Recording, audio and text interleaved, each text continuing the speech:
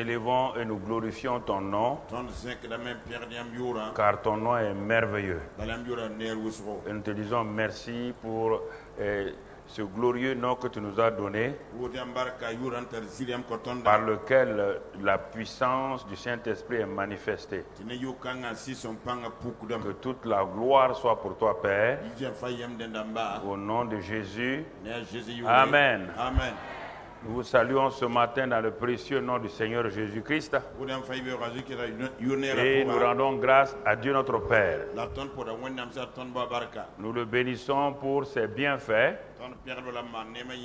Ces bienfaits qui sont nombreux à notre égard. Chaque matin, il faut acclamer, célébrer et louer le Seigneur quand tu te réveilles. De toute manière que tu ne veuilles pas, tu te lèveras toujours dans des problèmes, dans des épreuves. Donc, il vaut mieux accepter la pensée que tu dois louer le Seigneur. Il n'y a pas un jour où tu vas te lever et puis toi tu vas dire il n'y a rien.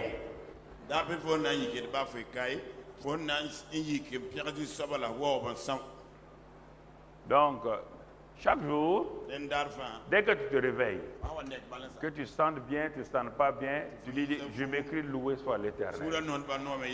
Je glorifie le Seigneur. Mais si tu veux, tu peux continuer. Oh, quel jour encore aujourd'hui? Jusqu'à ta mort. Chaque jour est rempli d'épreuves, de problèmes. Mais chaque jour, l'opportunité de vaincre nous est donnée. C'est à toi de choisir chaque jour. C'est un choix que Dieu met devant toi. Ça ne tombe pas sur ta tête comme des mangues mûres. Les païens luttent et ils sont sans recours. Les religions luttent sans recours. Dieu t'a donné à toi la solution. Si tu ne réussis pas, vraiment, ça veut dire que tu n'as rien compris. Tout le monde est dans le même panier. Il n'y a pas quelqu'un qui se réveille un matin dans un paradis. Si tu es au paradis, ça veut dire que tu as fini ta vie sur la terre. Mon frère, ma soeur, dans l'année de l'intensification donc de témoignages, évangélisation et mission, nous pratiquons ces choses et maintenant nous nous enseignons pour nous édifier nous-mêmes. Je le dis et je le répète que lorsque la Bible voit un homme ou une femme qui amène quelqu'un à Christ, tout le ciel est dans la joie. Je vous le répète et je vous le dis encore, quel que soit ce que tu vas faire mourir pour Christ comme un martyr, ça ne donne pas la joie au ciel. Quel que soit tout l'argent que tu vas donner à Dieu, ça ne donne pas la joie. La chose principale qui donne la joie au ciel, c'est de gagner une âme. Parce que Jésus est venu pour ça, uniquement pour ça.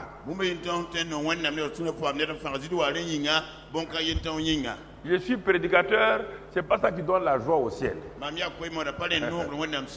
Je peux être pasteur, ça ne donne pas la joie au ciel. Je peux être chanteur, ça ne donne pas la joie au ciel. Non, ce qui donne la joie au ciel, il te l'a clairement dit. Quand une âme, ce pourquoi Jésus est venu du ciel, c'est ça qui donne la joie au ciel. Je vous dis la vérité, parce que vous avez l'air d'oublier cela. Comme je chante à la chorale là, si tu vas au ciel, les anges, les cantiques des anges là, toi-même tu n'atteins même pas leur cheville. Les anges ont une voix extraordinaire qui amène la glorieuse présence de Dieu. Tout ce que nous faisons doit accompagner l'élément principal de la grande commission. Si je chante, je suis d'abord un gagneur d'âme. Si je donne mon argent, je suis un gagneur d'âme qui donne l'argent. Si je suis diacre, je suis un diacre qui gagne des âmes et qui va en prison, qui va dans les hôpitaux. Première chose, si je suis prédicateur, je dois gagner moi-même personnellement des âmes. C'est ça qui réjouit le ciel. C'est ça qui réjouit le ciel. Les autres choses accompagnent. Nous avons tellement déformé de christianisme, nous voyons dans le christianisme une religion où on a fait ça, le bien. C'est pas le bien. Le christianisme n'est pas une religion de bien. Vous comprenez? Avant le christianisme, il y avait la religion du bien et du mal déjà. Là où il y a le bien, il y a toujours le mal. Il n'y a pas un bien absolu. Il y a la vie. Le christianisme, c'est la vie. La vie qui est donnée à un pécheur. Les religions, c'est la connaissance du bien et du mal. Parce que chaque fois qu'il y a le bien, il y a le mal. Les deux sont liés. On ne peut pas les séparer. Dès le commencement, Dieu a mis un arbre bien et mal. Il n'a pas mis un arbre de bien. Il a dit bonnes œuvres. S'il y a bonnes œuvres, les mauvaises œuvres sont à côté. Les bonnes œuvres que tu fais pour les gens sont annulées par les mauvaises œuvres que tu pratiques dans ta vie, les mensonges ou autre chose là. Si c'est ça, tu n'auras jamais la victoire. C'est la vie d'abord. Et tu es un donneur de vie. Donc, vous voyez bien, frères et sœurs, quand une femme se marie, il y a beaucoup de plaisir dans le mariage. Je vous pose la question, il y a beaucoup de joie dans le mariage. Il y a la joie, le plaisir sexuel. Il y a le fait d'être ensemble. Mais mon frère, au bout de 2 ou 3 ans, si dans la maison il n'y a pas un cri de bébé, toutes les joies là s'éteignent. Donc la chose principale là, c'est le cri du bébé là d'abord. Est-ce que vous comprenez? Le mariage est fait pour ça. On est sauvé aussi pour ça. Pour donner la vie aux gens. C'est ça. Si tu ne donnes pas la vie aux gens, si tu ne donnes pas la vie aux gens, un homme et une femme s'aiment. Ils ont beau s'aimer comment? Ils aimeraient un jour que l'homme et la femme puissent donner naissance à un enfant. Et là, ils sont dans la plénitude. Un chrétien qui est sauvé, le Saint-Esprit est venu en toi pour te donner la vie aux gens. Bon, tu peux avoir beaucoup de choses. Tu peux avoir la guérison. Tu peux faire beaucoup de grandes choses. Mais si au ciel, il n'y a personne qui a pu faire lever Papa bon Dieu. Parce que toi, tu as amené quelqu'un à Christ. Pas à l'église, hein? À Christ. Là où tu es. Donc, le ciel n'est jamais content à cause de toi. Qui est venu au ciel à cause de toi? Qui est venu au ciel à cause de toi? Je vais te montrer le ciel. Montre-moi quelqu'un que tu as amené. Regarde les multitudes là. Regarde les gens de toutes tribus. Regarde les gens de toutes tribus. Et chacun vient remercier celui qui l'a amené à Christ. Mais qui vient vers toi pour te remercier? Qui va venir vers toi pour te remercier? Et ça encore, si tu as pu échapper. Parce que celui qui ne gagne pas les âmes déjà montre qu'il n'aime pas les enfants de Dieu. Mon frère, ma soeur, première chose, gagner des âmes. Et il dit encore que celui qui gagne des âmes est sage. Si tu fais la joie de ton Père au ciel, les gens courent, on va prier. Ma famille a des problèmes. D'accord. On prie pour ta famille. Tu as agrandi la famille de Dieu. Dieu a une famille aussi, non? Tu as agrandi la famille de Dieu? Non. Voilà, frères et sœurs, il y a plein de choses qu'il faut comprendre. C'est pourquoi nous insistons. Ce que Dieu dit que c'est important, c'est ça qui est important. Il dit il y a la joie dans le ciel pour une seule âme qui se convertit au Seigneur. Parce que son Fils est venu uniquement pour ça. Son Fils a quitté le ciel pour un seul but. Il a quitté le ciel. Regarde l'éternité. Il est Dieu. Il est plus riche que toi et moi. Tout lui appartient. Le monde et ce qui l'enferme appartient à Jésus. Il ne mange pas, il ne boit pas. Il est venu pour ton âme souillée, pour mon âme souillée. Il dit, c'est pourquoi je suis sur la terre. Mon père m'a envoyé comme des sacrifices. Je ne veux pas garder ma vie, je vais la donner pour vous. Afin que vous sachiez combien le Père vous aime. Et maintenant, quand je vous aurai donné ma vie, je vous demande à vous aussi, non pas de donner votre vie, de donner aux gens ma vie qui est cachée en vous. On ne te demande même pas de donner ta vie. On ne te demande même pas de te sacrifier. On te demande seulement la vie que Dieu a mise en toi. La vie éternelle. De la partager avec quelqu'un. Je ne vois pas où est-ce que c'est difficile. Si réellement tu es rempli d'amour. Si tu es rempli, si tu es reconnaissant à Dieu. Que Dieu t'a sauvé.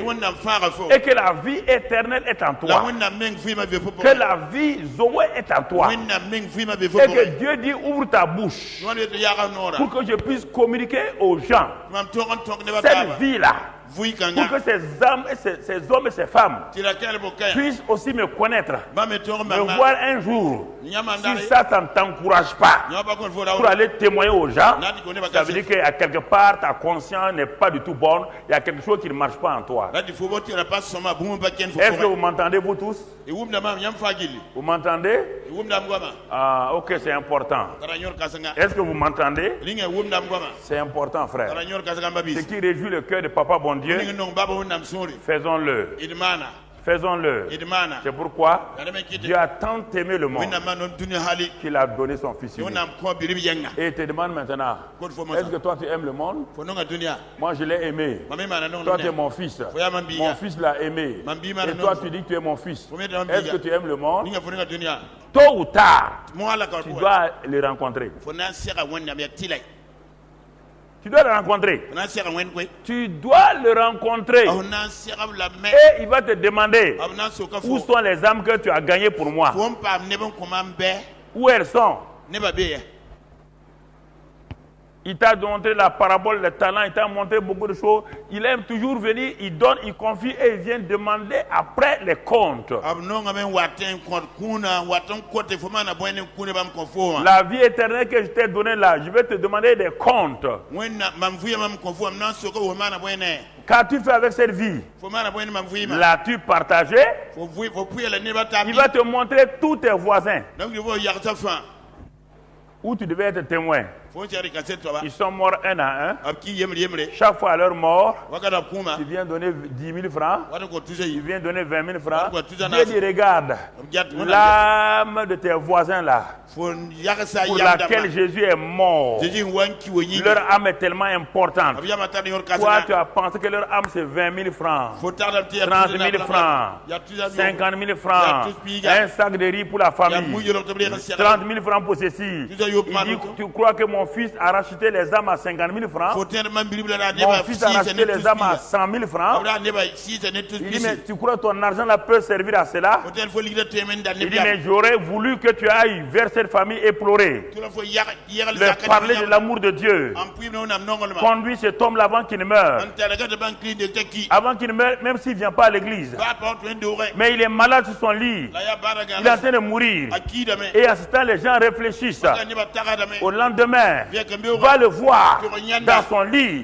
Dis-lui, tu viens lui apporter la bonne nouvelle. Cet homme reçoit la bonne nouvelle. Il ferme les yeux. En un clin d'œil, il ferme les yeux. Il est dans la présence de Dieu. Tu viens de gagner une âme à Christ. Non. Vous laissez tout ça. Vous voulez des positions. Vous voulez l'argent. Dieu va vous donner. Il a donné à Israël. Ça sortait par leurs narines. Ça sortait par leurs yeux. Est-ce que vous allez vous réveiller? Cette église dans laquelle je suis là, vous êtes responsable. À celui à qui il a été donné beaucoup, il sera demandé quoi? Beaucoup.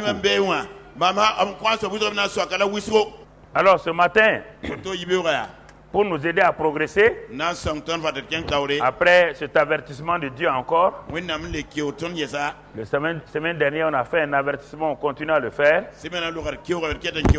Alors mon frère, ma soeur, ce matin, nous allons progresser pour que tu puisses aller de l'avant. Nous avons dit que le pouvoir a changé de main. Ce qui est une réalité. Le pouvoir ne va pas changer de main.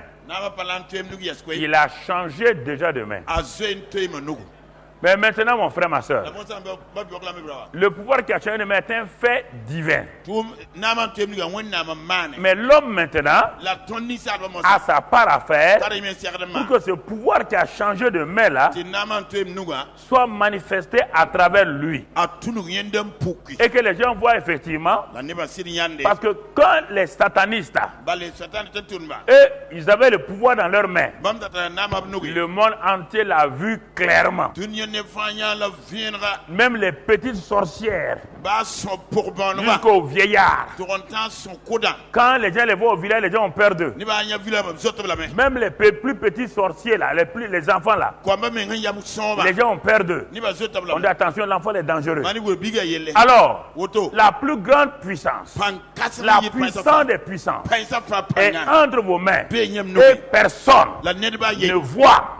Pourquoi? Car votre vie annule régulièrement la puissance de Dieu. Les sorciers ne s'amusent pas avec les tabous que Satan leur impose. Ils savent que s'ils s'amusent, on les tue. On dit si tu veux opérer dans tel club là, ne fais pas ça, ne fais pas ça, ne va pas ici. Et ils obéissent. Parce qu'il n'y a pas d'amour là-bas. Mais nous, notre Dieu, comme il est amour là, il nous dit, je te donne la puissance. Ne va pas ici. Ne fais pas ça, on le fait. Parce qu'on veut abuser de son amour. Dans le monde satanique, personne ne va s'amuser avec Satan, tu es mort, tu es cadavre. Il n'y a pas de prisonniers de guerre, il n'y a pas de traite. Pour échapper à Satan, il faut être converti à Christ. Il n'y a aucune autre puissance. Si tu trahis Satan, il va te faire échapper. Il a ses agents partout pour t'exécuter. Le seul moyen, et Dieu nous donne cette opportunité. Dieu nous fait cette grâce de remettre entre nos mains cette puissance. Je te dis, mon enfant, cette puissance se manifeste par mon nom, par mon sang, par la foi, par la prière, par la louange. Il te donne tous les moyens. Et c'est pourquoi j'ai commencé, après la Pentecôte, je commence la série Comment, le comment maintenant. Et je viens mardi pour prier, pour vous montrer comment chez vous à la maison, vous devez exercer cela.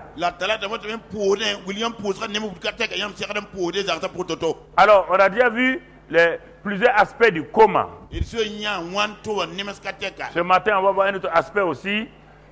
Et comment renverser les mauvais desseins de Satan. Parce qu'en réalité, le pouvoir a été donné, mais Satan fait pour que cela, tout pour que cela ne puisse pas être exécuté par toi. Je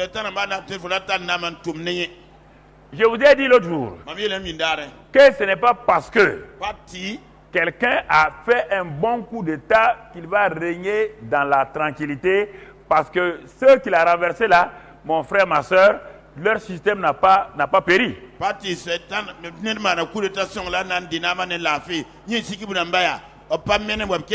Et il faut bien comprendre ça. Le coup d'État n'a jamais donné, ne fait que le changement de pouvoir. Changement de régime. Mais ceux que tu as renversés là, ils n'ont plus la puissance. Ils n'ont plus l'armée avec eux. Ils n'ont plus aucun corps habillé avec eux. Mais ils vont empoisonner ta vie avec plein de pièges et plein de choses. Tu as le pouvoir, mais tu ne peux pas le manger. Tu as le pouvoir, tu ne peux pas vivre là-dedans. Tu as le pouvoir, tu as toujours peur. Tu as le pouvoir, tu ne peux pas exercer. Et il semble même que ceux que tu as renversés semblent être plus forts que toi. Et les gens disent partout, ah mais on dirait que il aurait fallu laisser l'autre là pour ceci ou cela. C'est la même chose. Pourquoi certains chrétiens regrettent? Jésus a donné le pouvoir pour qu'il regrette. Parce qu'il croit que le fait d'avoir le pouvoir, ça résout le problème. Pour exercer le nouveau pouvoir, il faut remplir des conditions. Il faut obéir à certaines règles. Et Jésus a donné ce pouvoir, la puissance-là. Et il dit maintenant, pour l'exercer, voilà ce qu'il vous faut. Mais si toi tu crois que le pouvoir a été donné mécaniquement, magiquement, non. Et c'est pourquoi mon frère, ma soeur, comprends toujours quand un thème est donné, comprends-le, accepte-le, médite-le régulièrement, applique-le à ta vie et tu verras la solution.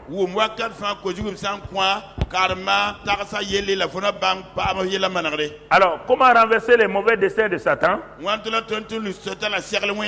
prendre cela dans le livre d'Esther. C'est le livre d'Esther qu'on va étudier ce matin. On a déjà vu la semaine dernière la prière, plusieurs formes de prière, mardi et mercredi. On a vu la veuve, la prière d'importunité avec la veuve là. Mais nous allons voir ce matin un autre élément qui s'ajoute à la prière. Pour manifester le pouvoir que tu as, alors Dieu te montre une des clés encore, le jeûne et la prière.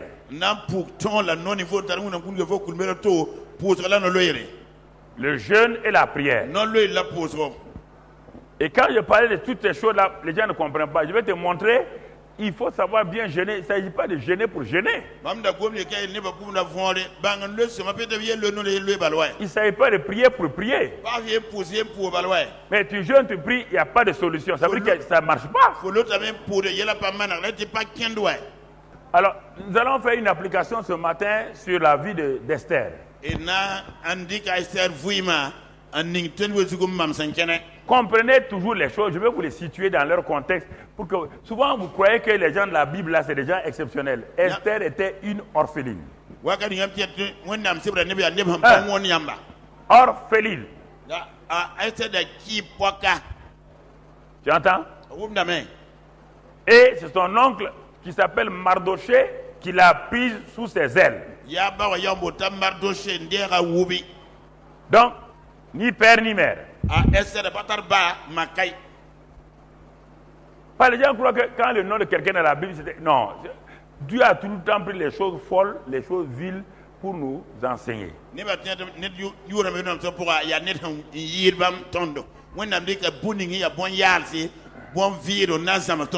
quand Dieu prend les choses qui semblent être importantes aux yeux de Dieu, il les brise d'abord, telles que les Moïse et les Paul. Si tu penses que tu es important, alors attends-toi au brisement de Dieu. Dieu est important, il n'y a pas une personne importante avec Dieu. Mais si tu es une chose vile, comme Paul le dit, une chose vile, une chose vraiment qui manque de sagesse, une chose faible, Dieu se contente par sa puissance, sa sagesse, vont aller avec toi et vous allez progresser.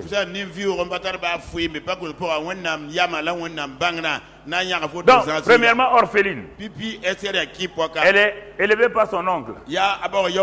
Troisièmement, elle est esclave avec tous les juifs, donc à Suse. Il y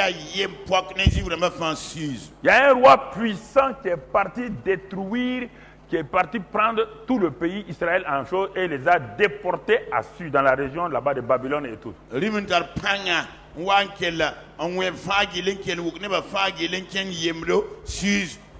Alors, comment cette fille-là, comment elle va pouvoir manifester la puissance de Dieu et sous quelle forme elle va manifester la puissance de Dieu? Il faut bien comprendre ça. Il y a plusieurs aspects de manifester le pouvoir de Dieu. Ce n'est pas pour aller chasser les démons et les... Non. Quand il n'y a pas de démons et que tu es dans une épreuve, tu vas chasser quel démon? On ne peut pas chasser les épreuves. On doit vaincre les épreuves. Comment on doit vaincre les épreuves? C'est ça que je vais te dire ce matin.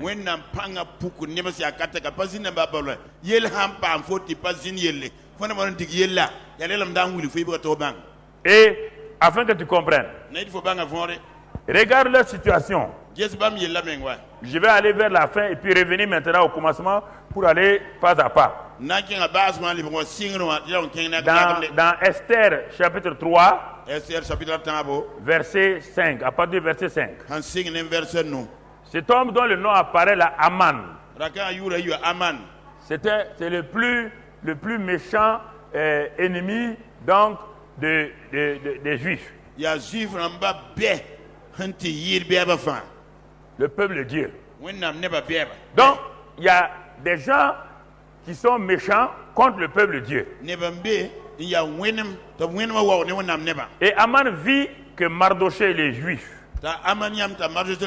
ne fléchissait pas le genou et ne se prosternait point devant lui. Il fut rempli de colère, de fureur. Mais il dédaigna de porter la main sur Mardoché seul. Car on lui avait dit de quel peuple était Mardoché. Et il voulut détruire le peuple de Mardoché, tous les Juifs qui se trouvaient dans tout le royaume d'Assyrus. Et verset 10, verset 10. Et le roi du pays ôta son anneau de commandement de la main et le remit à Aman. Aman qui est ennemi des Juifs. Et le verset 11. Et le roi dit à Aman, l'argent t'est donné. Et ce peuple juif aussi t'est donné. Fais-en ce que tu voudras. Pour comprendre ce que nous appelons jeûne d'Esther, il faut comprendre d'abord le contexte et tout. Ce n'est pas d'aller jeûner, prier. On ne parle pas de jeûne et prière ici automatique. On va au début et tu vas comprendre comment toi aussi tu peux appliquer ces choses-là.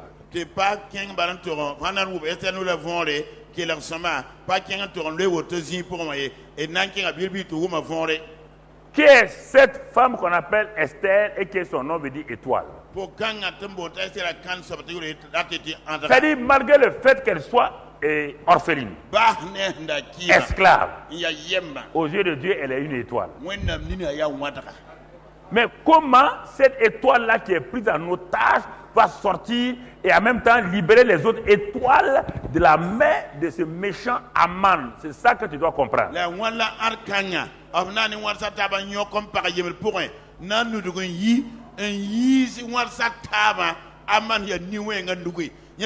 Je vais te dire quelque chose, tu ne connais pas ton Dieu, c'est pourquoi tu as des problèmes. Dieu qui a permis même la déportation d'Israël dans cette région-là, connaissait-il leur vie, le commencement et la fin de leur vie, oui ou non? Est-ce que ce Dieu-là connaît le commencement et la fin de ta vie, oui ou non? Pourtant, dans le livre d'Esther, on n'a jamais dit le nom de Dieu une seule fois. Il n'y a pas le mot Dieu une seule fois dans tout le livre. C'est pour vous enseigner quelque chose que vous devez comprendre. Ce n'est pas en prononçant Dieu, Jésus. Non, c'est la communion là. Il n'y a même pas le mot Dieu une seule fois là. Lis tout le livre, tout le livre. On te montre ici des gens qui travaillent avec Dieu en symbiose, dans l'harmonie, dans la discrétion, mais ils sont enracinés en Dieu. Il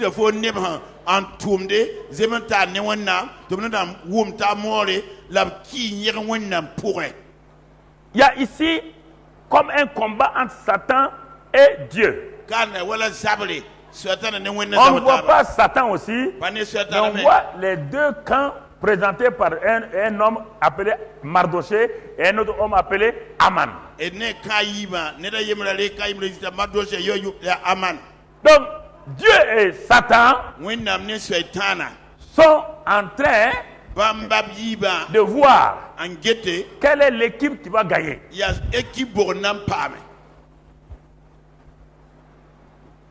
Mais je vais te dire quelque chose. Dieu sachant toutes choses, il y a deux choses que Dieu va faire.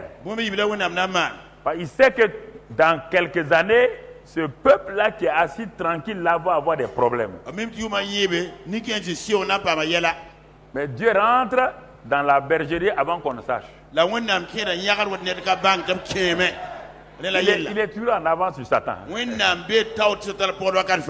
ils sont là-bas. Ils sont en train de souffrir entre les mains du roi.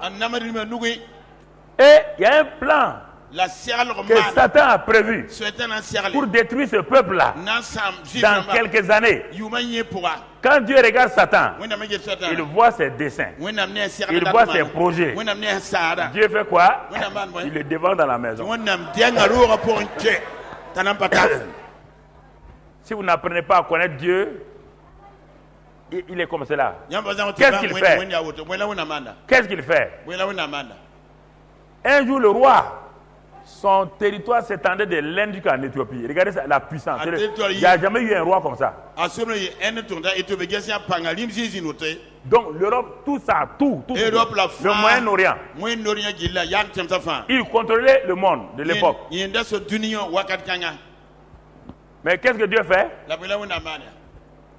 Sachant que s'il n'y a pas quelqu'un qui est introduit dans le palais royal, en ce temps dans le palais royal là, où on prend les décisions là, aucun juif n'a le droit d'entrer parce qu'ils sont un peuple qui doit être, ils sont esclaves.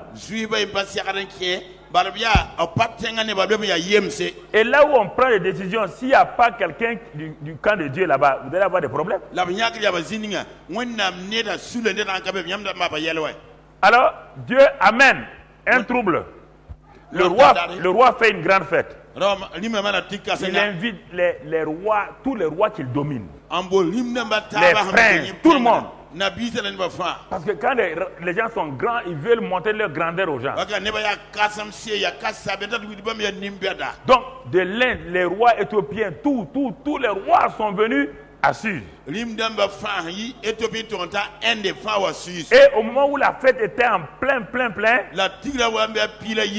il dit d'aller dire à la reine de s'habiller de la meilleure façon, de mettre sa couronne et de venir. Lui, il va la présenter à tous ces sujets. Regardez quelque chose. Réfléchissez. Une femme à qui on veut faire ça là, elle allait s'habiller tout. Une occasion comme ça pour que tout le monde te voit. Une femme. Mon cher. Comment? Elle va mettre toutes ses bagues.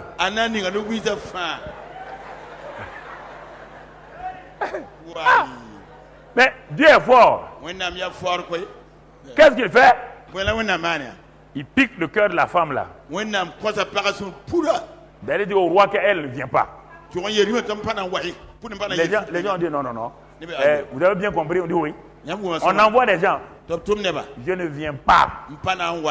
C'est la plus grande offense dans la loi de ces gens-là. Et quand il y a cette offense-là, la reine est déchue automatiquement. Donc, tous les princes ont dit au roi, que tu veux, tu ne veux pas, nous avons nos lois. Une reine qui refuse de se présenter, elle est déchue. Allez, décret royal.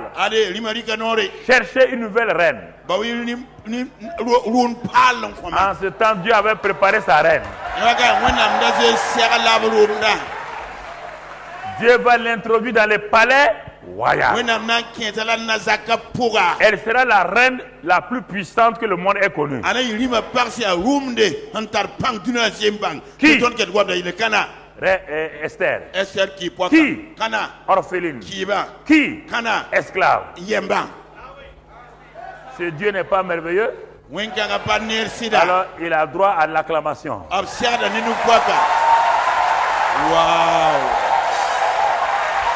Alléluia. Alors, mon frère, ma soeur, je vois Dieu changer le statut de quelqu'un ce matin. Toi qui es assis dans la défaite, je vois Dieu en train de changer ton statut. Je vois Dieu te positionner maintenant. Je vois la gloire de Dieu qui vient sur toi. Tu ne seras plus pareil. Tu changeras de position. Tu seras assis dans la maison royale, manifestant la gloire de Dieu. Et tes ennemis vont grincer les dents au nom de Jésus. Assois-toi, mon ami. Il faut apprendre à connaître ton Dieu. Apprendre à connaître ton Dieu. Apprendre à connaître ton Dieu, mon frère. Son nom, c'est El Shaddai. Le Dieu tout suffisant et tout puissant. Rien ne peut le surprendre. Après, donc, voilà Esther qui est retenue comme reine. Esther est retenue comme reine. Premier élément de Dieu. Il a introduit Esther. Est-ce que le roi peut prendre une décision sans que Esther soit au courant?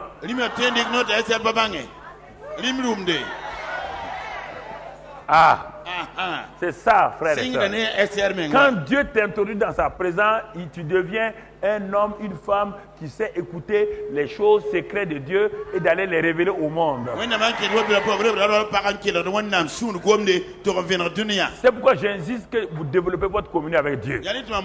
Au moment où le monde est agité, on ne sait pas ce qui se passe dans le pays, on ne sait pas. Toi, tu es cool, tu es assis, tu entends la voix de Dieu.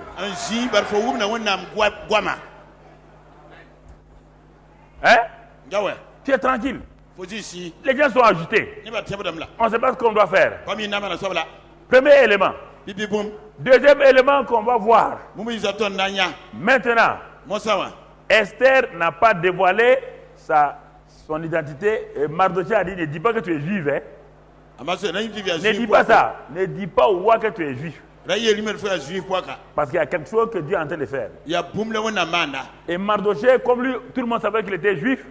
Il ne pouvait pas rentrer. Il était tout le temps assis où? À la porte. Il ne peut pas rentrer dans le palais. Mais un jour, deuxième fait de Dieu. Comme Mardochée, il est tout le temps à la porte là. Il y a deux serviteurs du roi qui ont décidé de tuer le roi. Qui ont fait un complot contre le roi. Et comme Mardochée est presque rien à leurs yeux, Mardochée était couché, il a entendu tout le secret. Il a fait envoyer à Esther la nouvelle. Il y a un complot qui se forme contre ton mari par deux de ses meilleurs serviteurs. Ils veulent le tuer. Esther dit à son mari. On vérifie, on trouve que c'est vrai. On les arrête, on les tue. Et le roi dit, deuxième fait de Dieu, prenez le livre des chroniques, le registre du roi. Écrivez cet événement avec sa date et tout. Et mettez le nom de la personne qui a dévoilé ça. Voici les deux faits de Dieu qui vont bouleverser tout. Esther rentre dans le palais. Son oncle Mardochée va sauver la vie du roi. Vous allez voir qu'au moment convenable, Dieu va mettre ça en application. À travers quoi? À travers la prière et le jeûne. Tous les éléments sont prêts. Mais le pouvoir est entre les mains d'Aman. Personne ne savait ce qui s'est passé. Jusqu'au jour où quand Aman a été élevé comme premier ministre, il a été élevé comme le numéro 2 du royaume. Et quand il rentrait dans le palais royal, tout le monde se prosternait. Et on est venu dire à Aman qu'il y a un homme là, il s'appelle Mardochée, il ne se prosterne jamais quand il passe.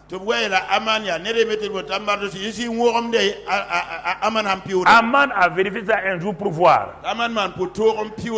Parce qu'un enfant de Dieu ne se prosterne devant aucun roi. Vous entendez? On se prosterne devant qui? Devant Dieu et Dieu. Même quand Jean voulait se prosterner devant un ange, l'ange a dit quoi? On ne se prononce pas devant les anges. Chaque fois que tu te prosternes devant un homme, qu'il soit roi ou quoi, empereur ou président, tu perds toute ta notoriété. Quand tu sors là, le royaume des cieux et les anges ne te considèrent plus. On dit tout genou ploiera devant qui? Où? Où? Où? Sur la terre. Toi, tu viens de ployer les genoux devant quelqu'un d'autre que Jésus. Ah, ça parle au cœur de plusieurs maintenant. Hein? C'est ça. Tu es disqualifié. Puis tu viens te mettre sous l'autorité d'un roi humain. Le roi divin ne peut plus jouer. Et après tu dis, ah mais je ne comprends pas. Tu ne comprends pas. Tu as fait ça. Mon frère, ma soeur. Et Mardochée a refusé. Quand Aman est passé à la porte, il a bien regardé Mardochée. Tout le monde se plie, mais lui dit non. Il y a des compromissions qu'il ne faut jamais faire. Dieu a élevé Joseph à cause de la non-compromission. Dieu a élevé Daniel, Shadrach, Meshach à cause de leur non-compromission. Ils ont refusé d'adorer la statue de Nebuchadnezzar. Ils ont refusé de ne pas prier. Daniel a refusé, lui il va prier toujours dans la direction de Jérusalem. À cause de ça, tous les feux de compromission n'ont pas pu les brûler, ni les lions de compromission. Quand vous faites des mélanges, Dieu ne peut plus vous aider. Vous ne comprenez, mais quand vous faites des mélanges, vous ne pouvez plus donner gloire à Dieu. Daniel a donné gloire à Dieu. Ses trois amis ont amené le roi à dire que le seul vrai Dieu, c'est leur Dieu. Mais si toi, tu vas au village, on te dit funérailles, d'aller appeler ton grand-père qui est mort là au coin de la rue, tu pars appeler mon frère, tu ne peux même pas venir d'ici encore, tu es disqualifié. Toi, tu pars appeler un mort. Toi, on te dit qu'au village là, tu peux appeler un mort. On dit il faut qu'on rase ta tête. Toi, tu peux raser ta tête au village. Même pas, tu t'es consacré au fétiche. Les compromissions détruisent la vie des gens. Compromission détruit la vie des gens. Après, il vient dire, ah Seigneur, on ne comprend pas, tu ne comprends pas. Qui est ton chef? Qui est ton Dieu? À qui tu as fait alliance? Ah mais oui, mais Dieu comprend. Dieu ne comprend rien. Dans ces choses-là, Dieu est bête, il ne comprend pas. C'est moi qui le dis. Si ça te choque, ça te regarde. Dans ça là, il est bête, il ne comprend pas. Ce qu'il a dit, c'est ça qu'il comprend. Ce qu'il n'a pas dit, il ne comprend pas. Ce qu'il n'a pas dit, il ne comprend pas. Pourquoi tu veux qu'il comprenne ce qu'il n'a pas dit? Il va comprendre pourquoi. Tu es son Dieu. Tu l'as créé. Alors, qu'est-ce que ça te fait? De ne pas faire compromis, ça te fait quoi? Ça te fait quoi? Ça te fait quoi? Rien. Ah non, non. C'est notre tradition, notre village. Regarde ton village là. Qui est sorti de là-bas? Dieu t'a fait grâce, tu es sorti de ton village là. Montre-moi les intellectuels de ton village. Dans ta grande famille là, Dieu t'a fait grâce, il t'a fait sortir. Et à cause de ça, aujourd'hui tu es bien. Toi tu retournes. Ceux qui n'ont rien là, qui ne sont rien là, tu peux retourner à leur niveau. Donc c'est pourquoi tu perds ta position, tu perds tes biens, Dieu te ramène là-bas puisque tu dépends du village. Qui a créé les villages? Qui est le créateur des villages? Qui est le créateur des hommes? Qui a créé ton grand-père? Quand les gens parlent des ancêtres, qui a créé tes ancêtres? Donc, il vaut mieux aller au créateur que d'aller aux intermédiaires.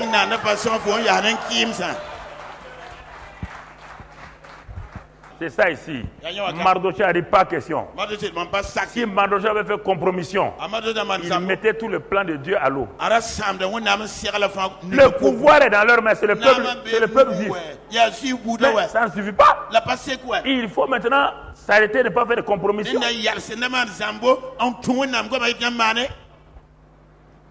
Le fait que tu as le pouvoir dans ta main n'est pas suffisant. Montre-le par ta consécration à Dieu et aussi ton obéissance sans compromis à Dieu.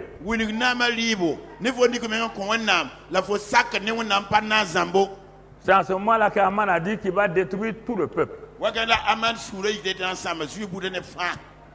N'oubliez pas, quand Aman faisait prendre le décret royal pour tuer tout le peuple juif, Dieu avait déjà fini son plan. Oui ou non? Esther est où? Deuxièmement, dans le livre des chroniques du roi, il y avait le nom de qui? Dieu n'a pas fini. Dieu n'a pas fini. Mais est-ce que Aman savait ça? Est-ce que le roi savait ça? Est-ce que Mardochée savait ça? Il y a des choses que Dieu fait pour toi, tu ne le sais pas.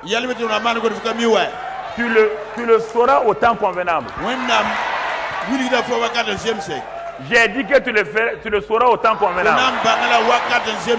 Et alors tu vas te réjouir de savoir, ah, mais Dieu est fidèle. Dieu est fidèle. Il est fidèle. Il est fidèle. Alors mon frère, ma soeur, maintenant Satan va mettre son plan. Même Satan n'est pas au courant que Dieu avait déjà scellé la place. Il ne savait pas. Il fait son plan. Le roi a donné donc l'ordre. Regarde maintenant la suite, mon frère. Dans Esther 3, verset 13. Il dit, les lettres furent envoyées par les courriers dans toutes les provinces du roi. Pour qu'on détruisît, qu'on tuât et qu'on fit périr tous les juifs. Jeunes et vieux, petits enfants et femmes, en un seul jour, le 13e du 12e mois, et que pour que leurs biens fussent livrés au pillage. Je vais te révéler quelque chose ici encore. Il a dit de tuer seulement les vieux. On dit tout quoi? Même les plus petits. Bon, il voulait détruire quelle race? Donc Dieu savait que ça allait arriver. Regarde, Dieu s'occupe du présent. Il s'occupe du futur. Si on détruit la race des Juifs, il n'y aura jamais Jésus-Christ. S'il n'y a pas Jésus-Christ, il n'y aura jamais toi. Donc Dieu même a déjà programmé même ton salut avant ici.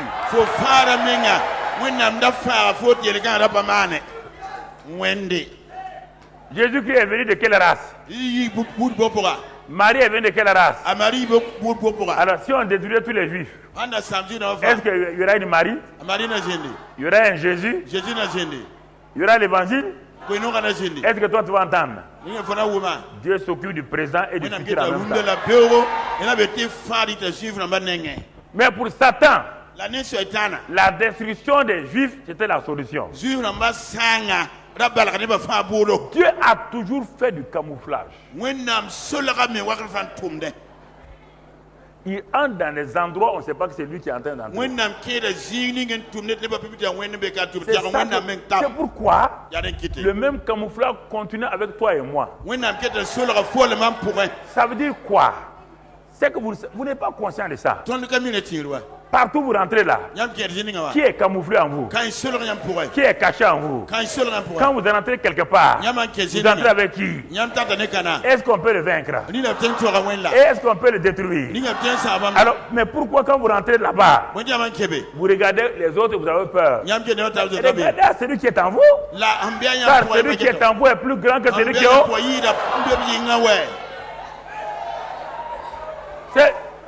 C'est ça toujours. Vous avez un Dieu qui est au ciel, uniquement au ciel. Mais Dieu est un esprit. Il peut être au ciel, sous la mer, à Washington, dans un homme ici. Il peut se mettre dans n'importe quel endroit. Oui ou non? Alors, ce n'est pas un homme. Donc, c'est pourquoi mon frère, ma soeur, tu dois avoir cette confiance. Quand tu rentres devant quelqu'un, on te convoque. Quand tu vas s'asseoir devant un tribunal, il te dit clairement quand tu es devant un tribunal, il te dit simplement, ne laisse le Saint-Esprit parler à travers toi. Ce n'est pas le Dieu du ciel qui va parler, c'est le Saint-Esprit qui est en toi qui parle. Une seule parole de Dieu, ça suffit largement. Mais vous n'êtes pas conscient, quand Paul a été arrêté et qu'on voulait le tuer, il y avait les pharisiens et les sadducéens. Pour la première fois, deux dénominations opposées se sont entendues. Sinon, ils ne s'entendent jamais. Les pharisiens croient à la résurrection, ils croient aux anges. Les sadducéens ne croient pas à ça. Leurs doctrines sont opposées. Mais quand ils ont trouvé un ennemi commun appelé Paul, ils se sont mis d'accord, au moins provisoirement. Ils vont d'abord tuer Paul, après ils vont résoudre leurs problèmes.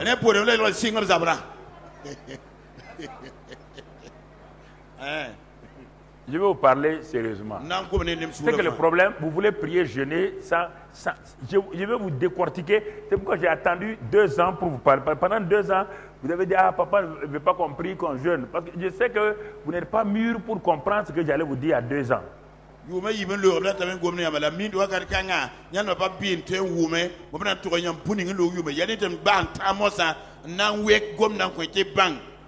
Est-ce que vous voyez le jeu de la prière d'abord? J'ai parlé de ça. Je vais parler de ça. Mais attendez, ça va venir au bon moment. Donc, tu comprends? Ici, là, tu saisis ce qu'il y a. Paul dit, Paul qui a le Saint-Esprit en lui, il est au milieu de 2 groupes. Les plus terribles, les plus grands terroristes religieux. Il ne tarde pas à lapider les gens. Il te lapide et puis il te lapide avec joie. Il faisait partie de ce groupe, il sait. C'est ça qu'il a fait lapider Étienne lui-même et on a mis les habits d'Étienne à ses pieds. Saul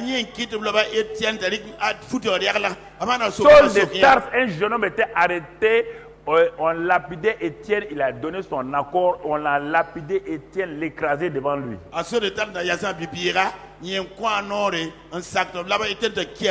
Et ses chaussures, et les habits d'Étienne étaient à ses pieds. Donc, c'est ce même groupe-là qui a mis pied et Paul au milieu. Donc, Paul sait que la fin de sa vie est arrivée naturellement, oui ou non? Ah, Seigneur.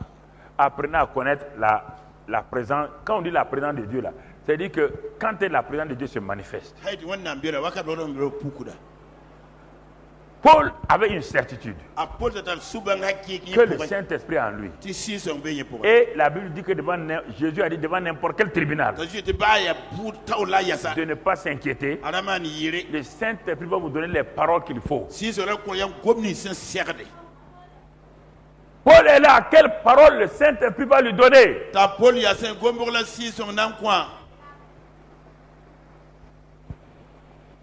Il dit, je suis pharisien entre pharisiens. Je crois à la résurrection aux anges. Quand il a dit ça, le groupe s'est divisé en 2. Les pharisiens ont dit, le gars là, il est bon. Ils ont posé leur caillou. Les sadducéens ont dit, il n'est pas bon. Les pharisiens ont dit, si vous touchez à ces gars-là, il y a un problème aujourd'hui. Ils ne se sont pas séparés. Paul n'a pas été vivant. Qui Qui a parlé? Le Saint-Esprit. Quand vous avez des problèmes, vous n'attendez pas que le Saint-Esprit parle. Vous voulez parler. Vous voulez parler quoi? On dit devant les tribunaux. On ne parle pas du tribunal au palais de tribunal, au palais de justice. Non. Les tribunaux, c'est quoi? Les épreuves. Les difficultés. Laissez le Saint-Esprit vous parler. Devant la famine. Laissez le Saint-Esprit vous parler. Devant les situations difficiles. Laissez le Saint-Esprit vous parler. Quand lui parle, il n'y a aucun problème. David était entouré par ses meilleurs commandos. Des gens qu'il a formés. Et il sait bien qu'il ne peut pas échapper. Les commandos, il les a formés lui-même, il ne peut pas échapper. Les commandos l'ont entouré leur chef. Quand David regarde leur visage, il y a un seul qui a tué plus de 100 personnes. Parmi eux, il y a 3 qu'il a envoyé derrière d'aller prendre de l'eau derrière l'armée des Philistins. Ils ont détruit le bataillon des Philistins là. Allez prendre l'eau maintenant à David. Tu peux échapper à des gens comme ça? Tu peux échapper à des gens comme ça? Mais alors, qu'est-ce qui s'est passé? Comme Paul, David sait une chose. David a dit quoi? Je vous ai donné ça le psaume 139 il y a longtemps. Il a dit, quand je m'assieds, qui est au courant? Quand je me lève, il dit, est-ce que je peux m'éloigner de Dieu? Il m'entoure par devant et par, et il pose sa main sur moi. Donc au moment où David était au milieu des commandos, il sait que qui est là? Et que qui a la main sur lui? Qui l'enveloppe et l'entoure? Est-ce que les soldats voyaient ça? Mais David était conscient de ça, oui ou non? C'est ça, frères et sœurs. Je vous explique ça, vous n'avez pas l'air de comprendre. Dans les épreuves, la chose principale, c'est d'être conscient de la présence de Dieu en vous et avec vous. Sinon, vous allez prier, vous allez faire des prières qui n'ont aucun sens. Vous appelez qui maintenant? Vous appelez quel Dieu? Celui qui est au ciel ou celui qui est en vous? Vous êtes troublé devant n'importe quelle situation. Vous faites appel à qui? Qui appelez-vous? Vous dites celui qui est en vous. Il est plus grand. Il est venu pour agir rapidement. Il a dit David s'appuya sur l'Éternel. Où est-ce qu'il y avait Dieu pour s'appuyer sur lui? Dieu n'est pas une chair pour s'appuyer. Il s'appuya sur Dieu en s'appuyant sur sa parole. Qui dit que le malheur arrive souvent à l'Éternel, mais l'Éternel là délivre toujours. Il a commencé à passer ses paroles en lui. Et justement quand il a levé le visage, ses commandos ont vu. Oh, le chef là. Non. Ils ont posé les cailloux. Ils ont dit chef, on est prêt à aller avec toi. Quand David est parti, il fait quoi? Il ramena. Il a perdu un seul cheveu. Alors, des gens qui ont pris toutes vos familles, vos biens, vous les poursuivez pendant des jours et vous ramenez. Pourquoi? Il s'est appuyé sur Dieu. Comment renverser les mauvais desseins de Satan? D'abord, il faut que vous sachiez que Dieu est là. Qu'il est en vous et avec vous. Qu'il est réel. Que les situations sont contrôlées par lui. Voici ce que je voulais que vous compreniez. Mais quand il y a vous commencez à pleurer, à crier, pourquoi vous pleurez? Vos pleurs là vont faire quoi? Rien, absolument rien. Frères et sœurs. Alors regardons la fin. On va voir la dernière partie maintenant. Alors quand Mardochée a su cela, il a envoyé des gens pour parler à Esther. On va aller dans Esther 4 maintenant, on va voir. Verset 12. Quand il a envoyé des gens. Voyons le verset 11 d'abord. Regardez ce que Esther va dire. Elle a pris peur un peu. Regardez ce que Satan aussi a fait.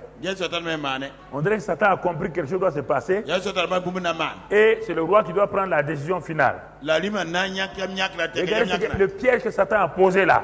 Si vous ne faites pas attention, en dernière minute, il va poser un piège. Et maintenant que Esther a su que les Juifs sont en danger et que Mardochée, son oncle, a envoyé pour l'avertir, c'est en ce moment-là que son mari, le roi, a pris une loi, que Satan a fait prendre une loi. Ici, il y a un combat derrière, il y a deux personnes qui se tiennent, Dieu et Satan.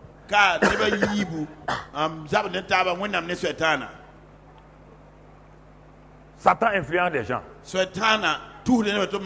Et qu'est-ce qu'il a fait dans la même période où Esther doit voir son mari, une loi scélérate est prise donc dans le palais royal.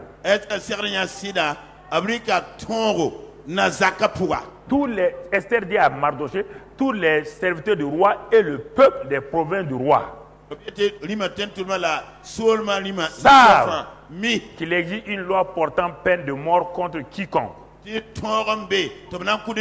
homme ou femme, entre chez le roi dans la cour intérieure sans avoir été appelé. Celui-là seul a la vie sauve, à qui le roi tend le sceptre d'or, c'est-à-dire son bâton. Et moi, regardez maintenant, je n'ai point été appelé auprès du roi depuis 30 jours. Voici les choses qui arrêtent les gens en dernière minute. Satan présente un tableau terrible devant les gens. Au moment où ils sont en train d'avancer, brusquement, il y a un sombre tableau que Satan présente. C'est un combat spirituel. Un combat spirituel. Et cette loi-là, comme la première loi, écoutez-moi maintenant, la première loi a dit que quand le roi appelle une reine, Satan piège, écoutez-moi très bien, il piège les gens par des petites lois scélérates qui sont quelque part. Première loi qui a fait partie Vasti, la première reine. Quand ce roi-là fait appeler une reine, et que si la reine ne se présente pas, elle déshonore le roi, elle est déchue. C'est ça qui est arrivé à Vachi. Satan a programmé de détruire les Juifs. Mais Dieu s'est précipité à envoyer Esther, une juive, auprès du roi. Et le roi aime beaucoup Esther. Mais au moment où Esther a besoin du roi, Satan a placé une loi scélérate. C'est en ce moment qu'on dit que pendant les 30 jours qui viennent, personne ne peut se prendre devant le roi, ni ses conseillers, ni personne, ni la reine. Et si la personne va dans la cour intérieure, si le roi ne tend pas son sceptre, tout de suite les gardes regardent, que ce soit la reine ou quoi, on lui coupe la tête. Voici les pieds de Satan. Si vous n'avez pas cette révélation-là, si vous ne laissez pas le Saint-Esprit vous parler, il vous détruit en dernière minute. Et c'est pourquoi les dernières minutes, les derniers temps d'un mouvement important, d'un homme, c'est très important.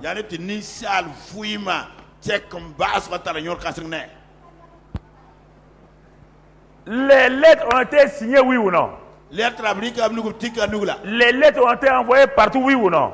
Si on avait lu la suite, on allait voir que partout où il y avait des Juifs, il y avait quoi? La consternation sur tous les territoires. Les Juifs d'Éthiopie, les Juifs de l'Inde, les Juifs qui sont en tout. Tous les Juifs criaient, pleuraient. Et Esther dans le palais, à quelques mètres du roi. Mais elle ne peut pas voir le roi. Si le roi ne tend pas le sceptre, elle meurt. Si elle meurt, tous les autres juifs vont faire quoi? Ils vont mourir. Dans ce moment-là, que les jeunes de la prière vont venir. Vous avez vu? C'est au moment-là que Esther a regardé. Elle a vu. Il n'y a pas un autre moyen. Non. Elle a examiné. Son oncle lui dit. Je vais te dire une parole, Esther. Écoutez-moi ces paroles que je vais vous dire. Que vous comprenez. Je vais te dire quelques paroles. Il y a 4 choses que Esther va débattre avec son oncle. Verset 13. Mardochée fit répondre à Esther. Ne t'imagine pas que tu échapperas seul d'entre tous les juifs. Parce que tu es dans la maison du roi. Il dit Esther. Quand nous combattions avant, tu n'avais rien. Tu n'étais rien. Tu acceptais le combat. Tu acceptais les prières. Tu acceptais les défis. Écoutez-moi, peuple de Dieu. Mais aujourd'hui, tu es devenu reine. Tu as un titre. Tu as de l'argent. Et c'est pourquoi tu n'aimes plus le combat spirituel. Tu es dans une zone de faux confort. Tu crois que le palais royal est une sécurité pour toi. Tu crois que le poste qu'on t'a donné est une sécurité pour toi. Tu crois que l'argent que tu as reçu est une sécurité pour toi. Tu crois que le mariage que tu viens de faire est une sécurité pour toi. Il dit, je vous parle comme Mardochée ce matin. Il dit ta fausse zone de confort là. Il dit, il parle à Esther, il réveille l'esprit d'Esther. Il réveille l'esprit d'Esther. Parce que les richesses, les bontés alourdissent les chrétiens. Regardez votre énergie, regardez votre... Quand vous étiez nouveau chrétien, vous n'avez presque rien, vous étiez chaud. Regardez aujourd'hui tout ce que vous avez reçu. Vous ne voulez plus prendre des risques. Vous êtes dans votre zone de confort. Vous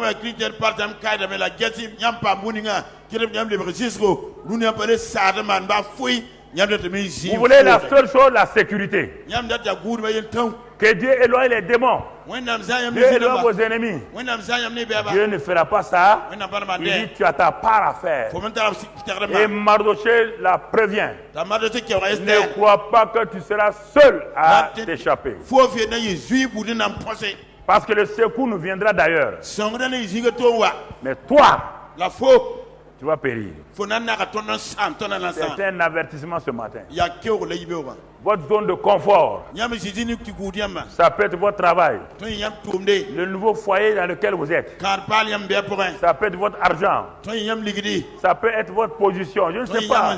Quelle est votre zone de confort dans laquelle vous vous trouvez? Dieu dit que sur le monde, les situations terribles sont en train d'arriver. Ne crois pas que toi seul, tu vas échapper dans ta zone de confort. Alors, qu'est-ce qu'il faut faire? Deuxième chose que Mardochée dit à Esther. Écoute-moi, mon frère. Car si tu te tais maintenant, si tu n'ouvres pas ta bouche pour implorer le Seigneur, si tu ne cries pas à Dieu, si toi tu fais silence, tu ne veux pas être remarqué. Écoutez ce que Dieu nous dit ce matin. Si tu fais silence, parce que tu ne veux pas qu'on te dérange, mais tu as oublié il y a 5 ans, 10 ans, tu as oublié d'où tu viens. Et Dieu dit, prophète dit à Saül là, Il a oublié qu'il était chercheur d'ânesse, non? Il a oublié qu'il n'était rien là-bas. C'est moi qui l'ai pris derrière les ânesses. Je l'ai élevé roi. Maintenant il est devenu roi. Il piétine ma parole. Il dit je vais le faire dégringoler. Je vais lui retirer le royaume. Je vais lui retirer mon esprit. Et Saül est mort comme un sorcier. Il consultait les sorcières que lui-même il avait repoussées du pays. Peuple de Dieu, écoutez-moi sérieusement. Il faut apprendre à prendre tous les aspects de la vie chrétienne. La vie chrétienne ne consiste pas en une richesse ou une bénédiction ou une bonne santé. Il y a plus d'épreuves, de problèmes que ces choses-là. Et c'est par là que Dieu est glorifié. Le dernier round se passe entre Dieu et Satan. Les deux peuples sont face à face. Est-ce que les Juifs vont donner, par Esther, vont donner raison à Dieu? Ou bien c'est Aman qui aura le dernier mot? La question se pose pour vous aujourd'hui. Est-ce que vous allez vous décider ou bien vous allez être dans votre zone de confort? La prière ne vous intéresse plus. Si tu te tais, arrêtez de vous taire, peuple de Dieu. Il est dit que le malheureux crie, l'Éternel entend ceux qui crient, pas ceux qui se taisent. Vous ne pouvez pas envoyer le Saint-Esprit comme votre petit commis faire des commissions alors que vous-même vous ne voulez pas prier et crier avec le peuple de Dieu. Je répète ces choses-là depuis bientôt quelques 5 semaines, 6 semaines, vous ne croyez pas. Je vous préviens, ça veut dire que quelque chose peut... Ok, très bien, merci. Je ne parle pas seulement au niveau d'un pays, mais je parle de vous-même. Si vous ne voulez pas sortir de votre zone de confort. Ok. Deuxième chose, il dit, si tu te tais, les secours et la délivrance surgiront d'autre part pour les vifs. Et toi et la maison de ton père, vous périrez. Troisième chose que Mardoché dit à Esther pour réveiller son esprit. Parce que le manger et le boire alourdissent l'esprit des gens. Ils pensent qu'ils ont tout fait, ils sont positionnés. Ils oublient qu'ils sont des hommes, que quand Dieu fait comme ça, ils disparaissent. C'est ça, vous oubliez. Du jour au lendemain, et vous partez.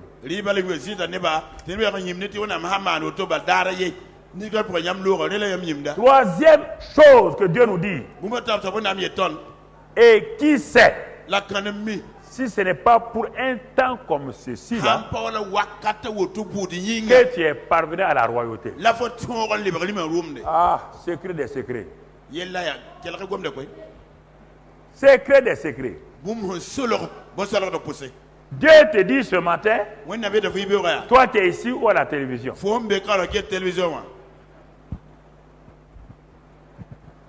Tu es dans une situation. Dieu te dit, est-ce que la position que tu as là, je te l'ai donnée, je savais qu'un jour, une situation va arriver et je vais t'utiliser toi. Tu n'es pas devenue reine parce que tu es belle. Voici le but de ta présence dans le palais royal. C'est pour ce temps.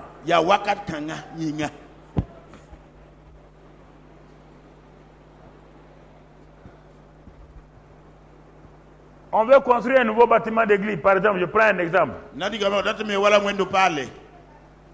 Et là, l'église a des difficultés. Il y a des gens qui sont venus, plusieurs qui n'étaient rien, qui n'avaient rien, Dieu les a élevés. Ils ont programmé de construire de grandes maisons partout. Et la maison de l'Éternel, là, ça ne leur dit rien. Je vous pose la question.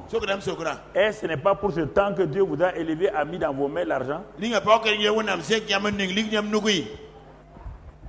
C'est ça. Ou bien vous voulez mourir, laissez ça derrière vous. Il dit à Esther, tu vas périr, hein?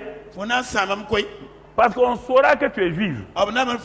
Mais une juive traîtresse. La juive pas qu'on tout le gars et comme la loi du roi là s'applique à tout le monde, en dernière minute, ton cœur va tellement te gronder que tu vas dire que tu es juif, on va t'exécuter.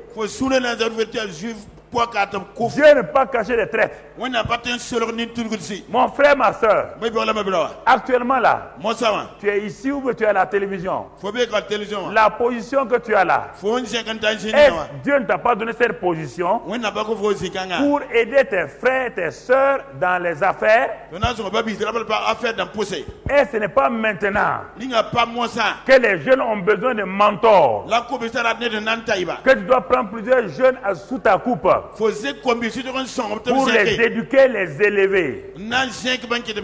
Maman, est-ce que ce n'est pas pour ce temps maintenant que les jeunes filles qui ne savent même pas distinguer leur gauche et leur droite, au lieu de discuter, prier pour tes enfants personnels, et le peuple de Dieu parmi les jeunes filles périssent? Ce n'est pas le moment où, maman, tu dois t'impliquer pour prendre ces jeunes filles-là, les conseiller et les envoyer donc vers le succès.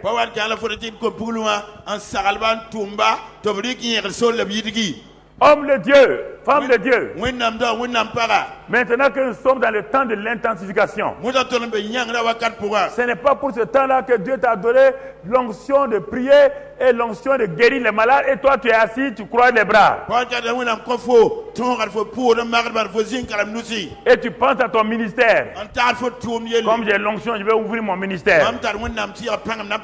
Dieu dit à Esther, par la boue de Mardoché, si tu crois que la trahison ou le silence va te faire échapper. Écoutez-moi, frères et sœurs, ma sœur, et ce n'est pas pour ce moment-là que tu dois t'engager spirituellement, physiquement, matériellement, financièrement, dans les projets de l'église. Pourquoi tu es là? Tu crois que Dieu t'a sauvé pour te bénir, t'enrichir pour aller au paradis? Tu crois que Esther est rentrée dans le palais royal pour être une reine? Non, Mardoché lui dit, c'est pour ce temps-là. Et si tu te tais, le secours viendra d'ailleurs. Jusqu'à présent, il ne parle pas de Dieu. Hein? Non. Mais toi, c'est fini pour toi. Ça va déclencher quoi? C'est ça maintenant. C'est ça, frères et sœurs. C'est ça. Alors regarde maintenant. Esther envoya dire à Mardoché. Le cœur d'Esther brûle maintenant. Elle a vu qu'il n'y a pas de sécurité. Elle a vu que sa position dans le palais royal, être la reine la plus puissante, ce n'est pas une garantie. Elle a vu que toutes ces choses-là ne lui serviront à rien. Si elle meurt, elle va laisser ses robes. Elle va laisser ses richesses. La mort va tout balayer. Et Esther rentre en elle-même. Elle se positionne. Est-ce que tu vas te positionner ce matin? Est-ce que tu vas te remettre en cause? Ou bien parce que tu crois que Dieu t'a béni pour voyager à gauche, à droite, pour aller à des vacances à gauche, à droite? Je suis sauvé. Tu ne t'occupes pas de ce que le peuple de Dieu périt d'une manière ou d'une autre. Les gens sont dans la souffrance d'une manière ou d'une autre. Tes yeux ne sont pas ouverts. Tu penses que si tu dépenses ton argent, c'est mon frère, le plus grand investissement dans l'œuvre de Dieu. Quel que soit Alpha, les enfants que Dieu a mis au monde là, ils doivent eux aussi suivre ton chemin. J'ai vu ici au Burkina des milliardaires qui ont laissé leur richesse à leurs enfants 3 mois, 6 mois. Tout l'argent est parti. Non, mon frère. Il faut investir dans l'œuvre de Dieu, dans le royaume des cieux. Et au fur et à mesure que tu fais ça, Dieu te bénit, Dieu te bénit, Dieu te bénit. 2 Corinthiens 9 dit que tu auras plus et tu vas bénir le peuple de Dieu. Mais tout ce qui est retenu ne bénira pas, mon frère. Ne peut pas bénir quelqu'un. C'est pourquoi, frères et sœurs, alors je te pose la question. Si c'est pour ce moment que tu es parvenu à la royauté, à la royauté spirituelle, à la royauté financière, à la royauté familiale, si c'est maintenant que tu es arrivé et c'est pour ce temps-là que Dieu t'a établi, alors tu dois réagir comme Esther. Elle dit, va rassembler les Juifs. Je trouve à Suse. Jeûner d'abord pour moi. Elle a vu qu'elle est incapable d'elle-même d'être un instrument. Elle a compris sa faiblesse maintenant. Elle est dans le palais royal, mais elle est faible. Elle a compris qu'elle est en danger. Tu n'as pas encore compris que tu es en danger, mon frère, ma soeur. Tu n'as pas encore compris. Tu regardes à ce que Dieu fait à travers toi. Parce que Satan t'a aveuglé un peu. Satan t'a aveuglé. Tu dis, mais non, mais tout le monde se débrouille comme ça. Non, mon frère. Esther s'est secouée. Il n'y a pas de jeune d'Esther ici. Non. Esther n'a pas fait ça parce qu'elle veut. Elle n'a pas dit, elle va faire 3 jours de jeûne. Esther est poussée par la circonstance. Elle va quitter sa zone de confort. Est-ce que tu vas quitter ta zone de confort? Regardez autour de toi. Pas pour toi-même. Depuis jusqu'à maintenant, tu es tourné sur toi-même. Moi, ma famille. La famille de Dieu n'est rien pour toi. La famille de Dieu ne compte pas pour toi. Mardochée dit à Esther, toi et ta famille, ton père est déjà mort, ta mère est morte, mais tu as des frères, tu as des sœurs, ils vont périr.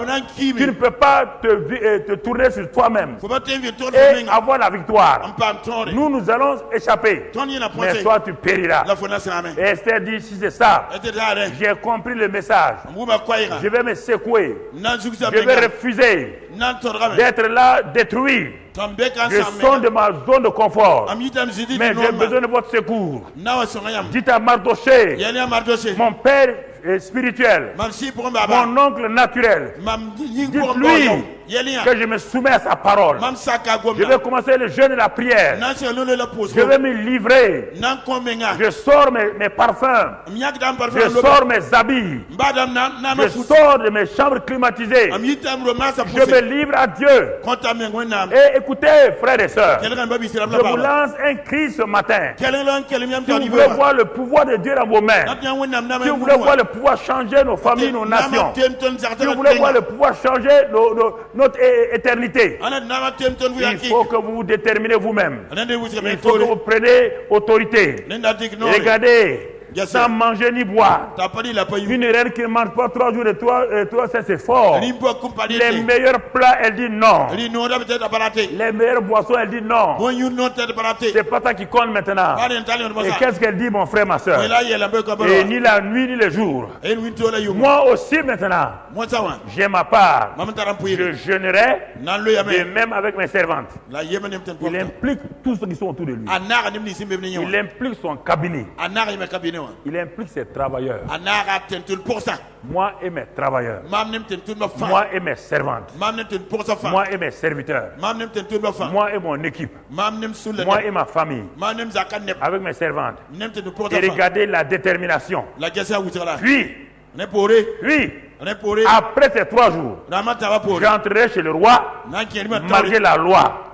Et si je dois périr, je périrai. Voilà ce que vous appelez jeûne d'Esther avec amusement là. C'est ça votre jeûne d'Esther. Vous impliquez pour votre nation, impliqué pour l'église nationale, impliqué pour votre famille, impliqué pour les chrétiens. Elle dit si je dois périr, je vais périr. Elle n'attend plus rien. Elle ne s'accroche plus à rien. Elle ne s'accroche plus à la position royale des reines. Elle ne s'accroche plus à la boisson ni à la nourriture. Elle ne s'accroche plus au parfum. Elle ne s'accroche plus à rien. Elle est totalement livrée entre les mains de Dieu. Dieu fait de moi un sacrifice. Fais de moi un sacrifice. Fais de moi ce que tu veux. Mais je dois voir le roi. J'ai compris que c'est pour ça que Dieu m'a élevé. Est-ce que vous comprenez? Vos projets de villas et tout. Vos projets de faire des cités immobilières. Vos cités de faire des industries, des ceci ou cela là. Quelle est la part que vous avez donnée à Dieu d'abord? C'est ça le problème. Vos frères qui sont en brousse là, est-ce que vous valez mieux qu'eux? Est-ce que vous valez mieux qu'eux? Vous n'allez pas vous réveiller? Allez trouver ces églises là, et vous touchez 100 000 francs. Investissez, vous allez voir ce que Dieu va vous donner. C'est ça que j'ai fait quand j'étais jeune. Je construisais les églises. Je mettais les tôles là. Ma famille n'a jamais souffert. Je n'ai jamais souffert d'argent. Mon frère, ma soeur. C'est cela. Est-ce que c'est pas pour ça que tu es arrivé? C'est pas pour ce temps que tu es ici. C'est pas pour ce moment là que tu es ici. Vous êtes préoccupé de faire avancer vos affaires. Il faut d'abord que vous ayez une longue vie pour faire vos affaires. La longue vie s'accompagne avec l'œuvre de Dieu. Quiconque a le cœur pour Dieu, Dieu allonge sa vie. Mon frère, ma soeur, il faut comprendre ces choses-là. Esther a vu que sa vie est en danger. Malgré le confort, elle peut mourir d'un moment à l'autre. Où tout cela va partir. Elle a jeûné 3 jours. Non, pas pour elle-même. Le jeûne d'Esther n'est pas pour aller être béni. Le jeûne d'Esther n'est pas pour aller que vous sortez là-bas. Non. Le jeûne d'Esther, c'est pour le peuple de Dieu. L'œuvre de Dieu. Vous comprenez ça? C'est pas un jeûne égoïste. On va aller faire le jeûne d'Esther. Bon, on va voir ça. Mais Dieu vous a déjà tout donné. Je n'ai pas besoin d'un jeûne pour avoir ça. Dieu m'a donné. Il me dit maintenant, s'il s'agit de foi, la foi peut agir ici. S'il s'agit de loi, fais ça. Je vais arriver à la loi plus tard. Mais aujourd'hui, c'est jeûne et prière. Une seule phrase. Jeûner et prier. On n'a pas fait un enseignement sur ça. Tout l'enseignement qu'on a fait, ce n'est pas sur le jeûne de prière. C'est la conclusion qui est jeûne de prière. Elle a fait cela. Regardez. Résultat. Chapitre 5. Le 3e jour. Esther mit ses vêtements royaux. Vous voyez maintenant. Elle a la foi que Dieu exauce. Elle mit ses habits royaux et se présenta dans la cour intérieure de la maison du roi, devant la maison du roi. Un temps solennel. Écoutez, frères et sœurs. Le roi était assis sur son trône. Les gardes sont là avec leurs épées. Nous sommes dans les 30 jours où tant que le jour où le roi s'il ne tend pas l'épée, c'est fini. Tout le monde voit la reine Esther rentrer. Écoutez-moi, frère. Tant que votre cœur n'est pas saisi par ça, vous ne comprenez pas l'œuvre de Dieu. Vous ne comprenez pas la souffrance que vous devez donner. Vous êtes à la recherche de confort, de bénédiction. Le roi est assis. Les gardes ont vu la reine entrer. La reine que tout le monde aime. Les gardes, leur cœur bat. Si le roi ne tend pas sa canne, malgré l'amour qu'ils ont pour la reine, ils doivent sortir leur épée, couper la tête de cette bonne reine-là. Mais cette femme-là rentre à cause de quoi? La grâce de Dieu. La foi en Dieu que son oncle a réveillé en elle. Jusqu'à présent, elle était une croyante moyenne. Une croyante qui croit aux bénédictions. mais qui ne croient pas aux épreuves, qui ne croient pas aux souffrances, qui ne croient pas aux douleurs. Il y a plein de chrétiens comme ça qui ne croient pas à ça. Ils croient seulement que la grâce de Dieu me suffit. Que Dieu m'a déjà béni en toute bénédiction. Ils ne croient pas que la souffrance est un des moyens par lequel on connaît mieux Dieu. Que les difficultés sont un moyen pour que notre foi soit affermie. Ils ne savent pas que les contradictions de la vie sont un moyen pour me dépouiller de mes pensées personnelles. Que des choses qui ne vont pas dans ma vie. C'est Dieu qui permet cela pour que je me dépouille. Ils ne savent pas qu'est-ce que le dépouillement. Ils ne savent pas qu'est-ce que l'émondage. Dieu a un sécateur d'amour dans sa main. Chaque fois que tu veux avancer, Dieu fait crac crac. Il coupe crac crac. Et vous n'aimez pas ça. Vous voulez gêner pour que Dieu éloigne les sécateurs. Si votre vie doit porter du fruit. Si votre vie doit porter du fruit, frères et sœurs, Dieu doit avoir son sécateur dans sa main. La vie est l'arbre le plus mystique sur la terre. C'est l'arbre qui rapidement pousse et s'étend partout. Et si on ne le contrôle pas, il envahit tout. Et il prend la place. C'est pourquoi c'est le seul arbre qui produit la joie, même qui a besoin tout le temps de sécateurs. Des sécateurs. Des sécateurs. Des sécateurs. Il veut porter du fruit. Il veut que le Seigneur soit glorifié. Dieu va utiliser son sécateur. Son sécateur. Son sécateur. Sur quoi tu te poses, il enlève ça. Et au moment où tu cries, Dieu se tait. Car il sait que devant, il y a beaucoup de fruits que tu vas porter. Mais sans le sécateur, regarde la vie, si tu as déjà une vie, sans les sécateurs, regarde cette vie-là. Il y a beaucoup de feuilles. Ça s'étend partout, mais sans fruits. C'est à toi de choisir. C'est à toi de choisir. Et Esther a choisi d'être passée par les sécateurs. C'est dépouillé. Elle est là. Le roi regarde. Le cœur du roi. Il y a une loi. Il y a une loi. Mais Esther est rentrée par la grâce. Et tu comprends. La loi est là. Forte. La grâce va surabonder. Au moment où tout le monde a le cœur qui bat, on voit le roi lever son sceptre. Et le temps à Esther. C'est pas glorieux ça? Tu veux pas ça? Tu veux pas ça? Que ton peuple soit sauvé, tes gens soient sauvés, et que le roi des rois tende son sceptre d'or vers toi. Bon et fidèle serviteur, bonne et fidèle servante, entre dans la joie de ton maître. Tu veux pas ça? Élève ta voix et remercie le Seigneur. Élève ta voix et remercie le Seigneur. Quelle grâce, quelle merveille, quelle merveille. Ta grâce, Seigneur, ta grâce est suffisante. Oh papa, quelle grâce ce matin. Parle à Dieu. Dieu a renversé les mauvais desseins de Satan. Il renverse les mauvais desseins de Satan contre toi. Si tu es prêt à quitter ta zone de confort, si tu es prêt à participer avec le Seigneur, à glorifier son nom, à magnifier son nom, à bénir son nom, à faire sa volonté, je t'assure que le Seigneur est avec toi. La grâce de Dieu est suffisante. De la croix, la grâce coule. Elle a toujours coulé abondamment.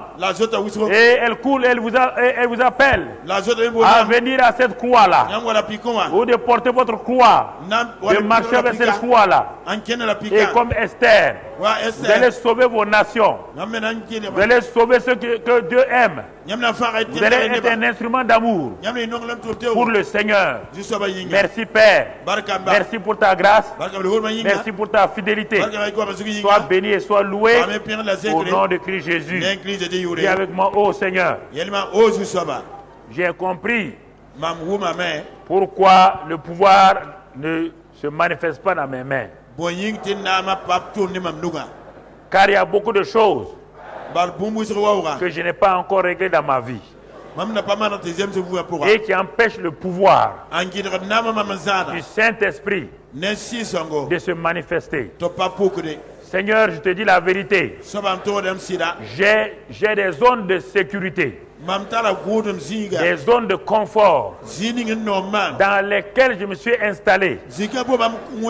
Et parfois c'est difficile pour moi de quitter ces zones de confort. Mais ce matin, tu m'as parlé. Parce que les zones de confort sont parfois un danger pour moi. Mais je crois qu'à partir de maintenant, je vais prendre mon courage à quitter mes zones de confort pour me lancer simplement en comptant sur ta grâce, en me laissant diriger par le Saint-Esprit, en étant utile à mon prochain, à ton œuvre et à toi-même. Merci Père. C'est au nom de Jésus. Amen. Amen. Amen. Amen. Gloire à Dieu.